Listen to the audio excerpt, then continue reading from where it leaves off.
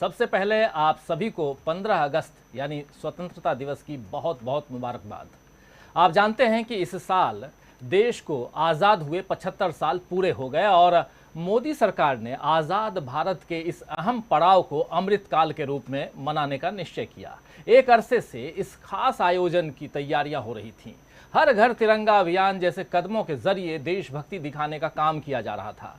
सरकार की इन तैयारियों को देखकर लग रहा था कि लाल किले से पीएम नरेंद्र मोदी का भाषण बेहद खास होगा।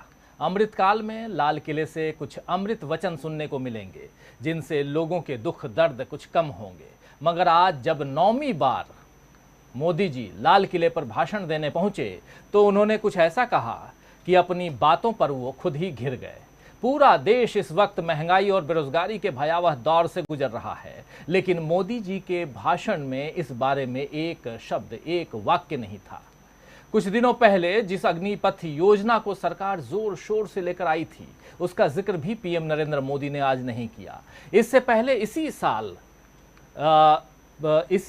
नहीं कहें, इसी लाल किले से पिछले साल और उससे पहले भी लाल किले से मोदी जी ने 2022 तक किसानों की आय दोगुनी करने की बात कही थी और हर घर के पास पक्के मकान देने का वादा भी किया था। आप याद कीजिए, जो अब तक पूरा नहीं हुआ है और पीएम मोदी ने इस पर भी कुछ नहीं कहा।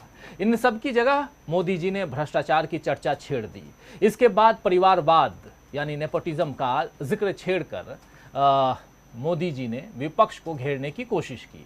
इसके अलावा उन्होंने नारी शक्ति के सम्मान की बात भी कही, लेकिन इस बार विपक्ष को घेरने के चक्कर में प्रधानमंत्री खुद ही घिर गए।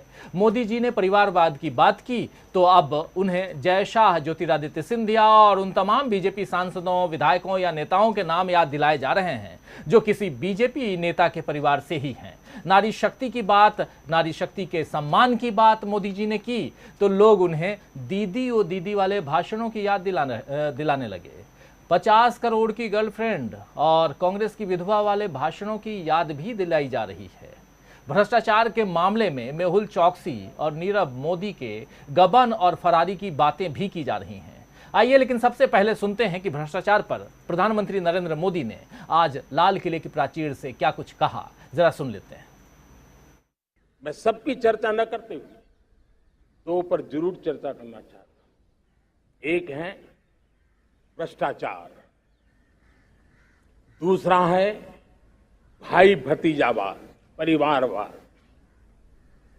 भारत जैसे लोकतंत्र में जहां लोग गरीबी से जूझ रहे हैं,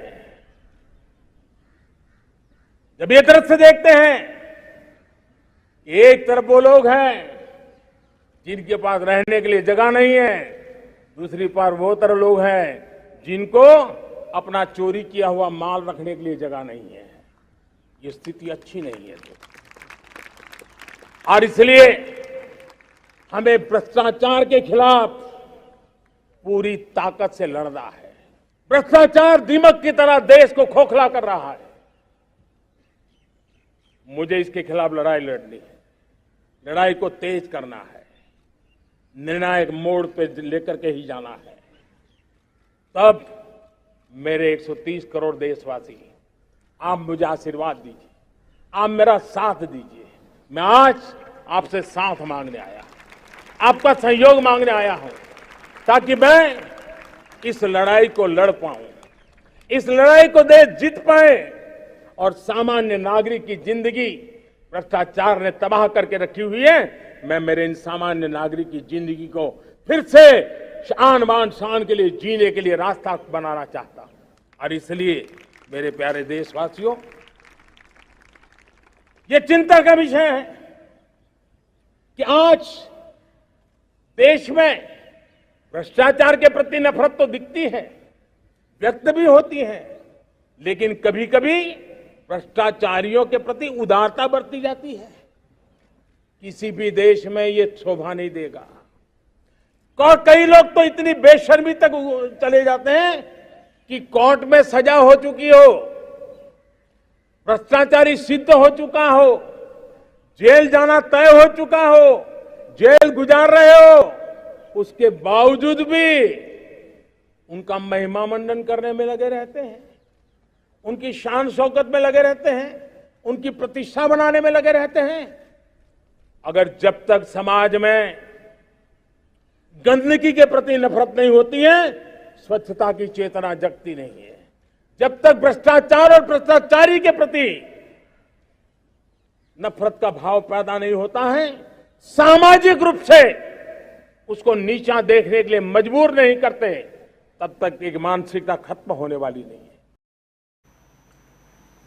तो सुन रहे थे आप प्रधानमंत्री नरेंद्र मोदी क्या कुछ कह रहे हैं भ्रष्टाचार पर। अब जरा परिवारवाद यानी नेपोटिज्म पर प्रधानमंत्री नरेंद्र मोदी ने इसी लाल किले से आज जब 75वीं वर्षगांठ हम मना रहे थे तो क्या कुछ कहा, आइए सुन लेते हैं।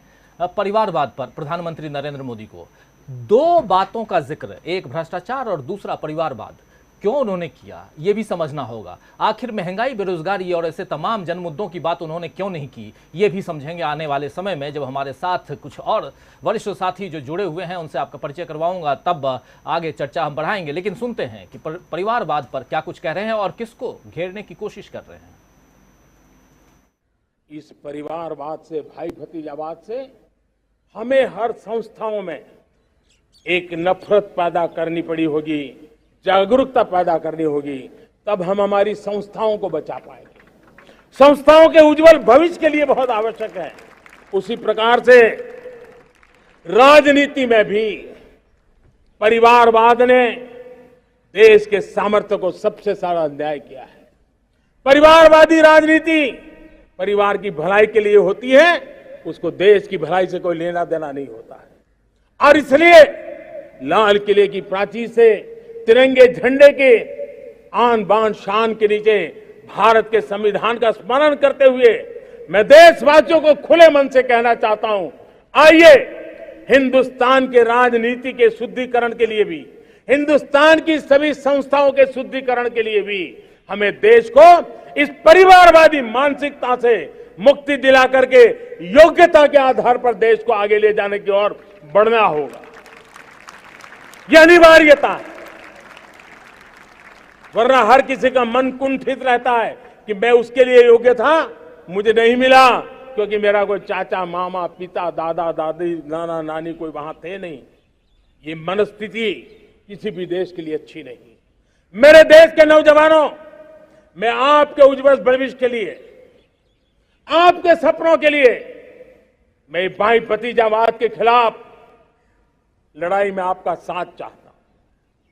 परिवारवादी राजनीति के खिलाफ लड़ाई में मैं आपका साथ चाहता हूं।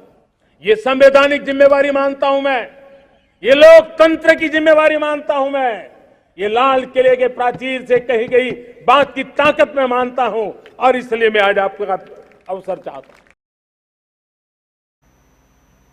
तो सुन रहे थे आप प्रधानमंत्री नरेंद्र मोदी परिवारवाद पर क्या कुछ कह रहे हैं, और खासकर ये कह रहे हैं कि इस राजनीति के शुद्धिकरण के लिए परिवारवाद को खत्म करना होगा।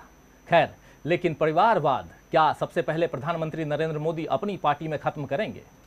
चलिए उस पर भी चर्चा करेंगे। लेकिन मोदी जी की ये उम्मीद उनको रही होगी, मोदी जी को ये उम्मीद रही होगी कि हर बार की तरह इस बार भी उनकी बातों का तीर जो है सीधे कांग्रेस को चुभेगा। लेकिन अब कांग्रेस ने बीजेपी और मोदी जी के हर वार पर जवाब देने की तैयारी कर ली है। इसीलिए सोनिया गांधी और प्रियंका गांधी से लेकर कांग्रेस के दिग्गज नेताओं ने उन्हें जवाब दिया है इस भाषण के बाद। लगभग देखिए ऐसा होता है कि हर बार प्रधानमंत्री, चाहे अभी नरेंद्र मोदी हैं, इनसे पहले मनमोहन सिंह थे, उनसे पहले अटल बिहारी वाजपेयी थे, लगातार ये 75 साल का जो एक इतिहास है भारत का, तो लाल किले की प्राचीर से भाषण देते रहे हैं प्रधानमंत्री, और उनके भाषणों की तारीफ अमूमन होती रही है, और उसमें एक भारत की झलक मिलती है, एक विकासशील, विकास के पथ पर अग्रसर भारत की तस्वीर मिलती है। लेकिन क्या ये भाषण प्रधानमंत्री नरेंद्र मोदी भूल गए थे कि 15 अगस्त को दे रहे हैं? ये भी एक बड़ा सवाल है। 15 अगस्त का भाषण है या चुनावी भाषण है, ये भी समझेंगे आगे। सोनिया गांधी ने लेकिन एक खत जारी करके उनके भाषण पर, उनकी बातों पर विरोध जताया है। सोनिया गांधी ने जो चिट्ठी लिखी है, वो क्या कुछ लिखी है चिट्ठी, ये समझेंगे। आइए जरा देख लेते सख्त लहजे में। ये जो दूसरा स्टेंजा है उसमें लिख रही हैं सोनिया गांधी कि साथियों, हमने बीते 75 वर्षों में अनेक उपलब्धियां हासिल की, लेकिन आज की आत्ममुग्ध सरकार हमारे स्वतंत्रता सेनानियों के महान बलिदानों और देश की गौरवशाली उपलब्धियों को तुच्छ साबित करने पर तुली हुई है, जिसे कदापि स्वीकार नहीं किया जा सकता है।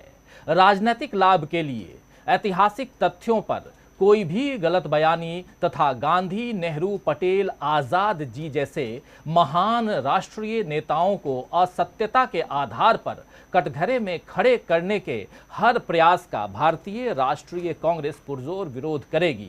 मैं पुनः सभी देशवासियों को भारत के स्वतंत्रता दिवस की शुभकामनाएं देती हूं और भारत के उज्जवल प्रजातांत्रिक भविष्य की कामना करती हूं। जय हिंद। ये हैं सोनिया गांधी। सोनिया गांधी ने चिट्ठी में जो एक चेतावनी दी है, ये साफ समझ में आ रहा है कि भारत के जो स्वाधीनता सेनानी हैं उनका अपमान बर्दाश्त नहीं किया जाएगा। वहीं प्रियंका गांधी ने भी अपनी बात रखी है। जरा सुन लेते हैं प्रियंका गांधी क्या कुछ कह रही हैं, और प्रियंका गांधी की बात, उनकी बाइट भी सुनाएंगे और ये भी समझेंगे कि राहुल गांधी ने आज अपने आप को कुछ भी बोलने से पहले क्यों मना कर दिया, ये भी जानेंगे उनकी ही जुबानी। तो बहुत कुछ है।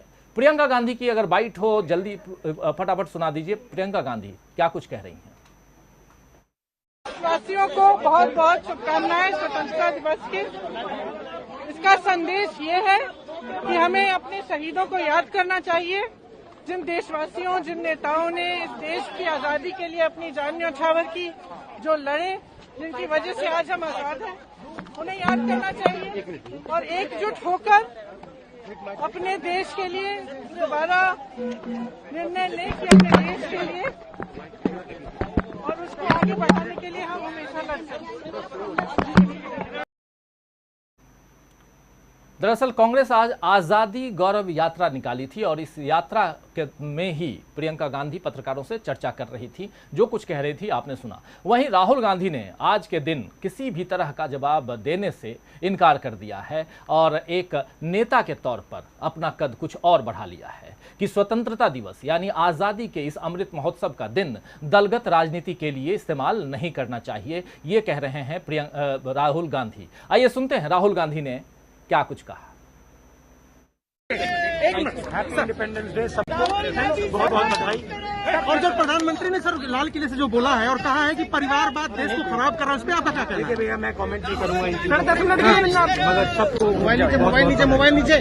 सर लाल किले से सावरकर का जो नाम लिया गया उस पर, सर लाल किले से सावरकर का नाम जो लिया गया उस पर आपकी क्या प्रतिक्रिया है? क्या बोले? तो पत्रकार बार बार पूछ रहे हैं कि लाल किले से सावरकर का जो नाम लिया गया उस पर आपकी क्या प्रतिक्रिया है राहुल गांधी जी। लेकिन राहुल गांधी जी कह रहे हैं कि आज इस पर कोई बात नहीं, आज किसी भी तरह की राजनीतिक टिप्पणी नहीं। आज देश आज़ाद हुआ था और इस आज़ादी की 75वीं वर्षगांठ हम मना रहे हैं। आप सबको बहुत बहुत बधाई।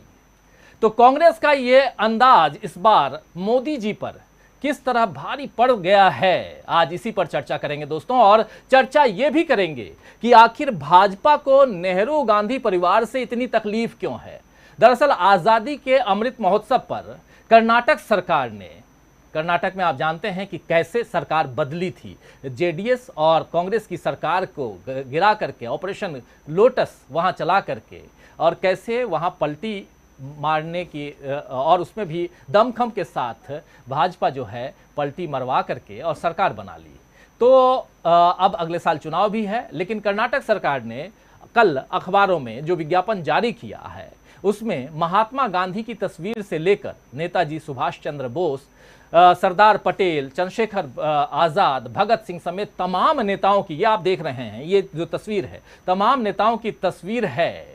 लेकिन देखिए इसमें ये जो तस्वीर है इसमें आप देख लीजिए, अगर महात्मा गांधी दिखाई दे रहे हैं, सुभाष चंद्र बोस दिखाई दे रहे हैं, वल्लभ भाई पटेल हैं, भगत सिंह हैं, चंद्रशेखर आज़ाद हैं, फिर